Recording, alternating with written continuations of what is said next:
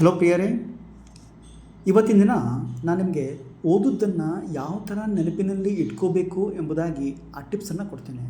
ಈ ಟಿಪ್ಸನ್ನು ನೀವು ಒಂದು ವೇಳೆ ನೀವು ಅಳವಡಿಸ್ಕೊಂಡಿದ್ದೇ ಆದರೆ ನಿಮ್ಮ ಸ್ಟಡಿಯಲ್ಲಿ ತುಂಬಾ ಹೆಲ್ಪ್ ಆಗುತ್ತೆ ಪ್ರಿಯರೇ. ಫಸ್ಟಾಗಿ ನಾನು ಹೇಳ್ತಾ ಇದ್ದೀನಿ ಅಂದರೆ ನಾವು ಓದಬೇಕು. ಫಸ್ಟ್ ಏನು ಮಾಡಬೇಕು? ಓದಬೇಕು, ರೀಡ್ ಮಾಡಬೇಕು. ರೀಡ್ ಮಾಡಿಕೊಂಡು ಅದನ್ನು ಅಂಡರ್ಸ್ಟ್ಯಾಂಡ್ ಮಾಡ್ಕೋಬೇಕು.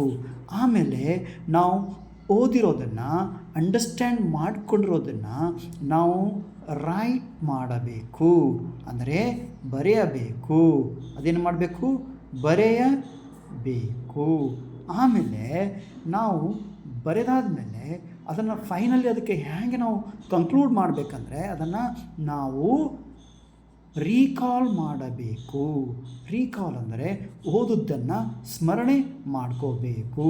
ಸ್ಮರಣೆ ಅಂತ ಕನ್ನಡದಲ್ಲಿ ಕರೀತಾರೆ. ಇದನ್ನು ಅಳವಡಿಸ್ಕೊಂಡಿದ್ದೆ ಆದರೆ it will be very profitable for you in your study ಪ್ರಿಯರೇ. Thank you.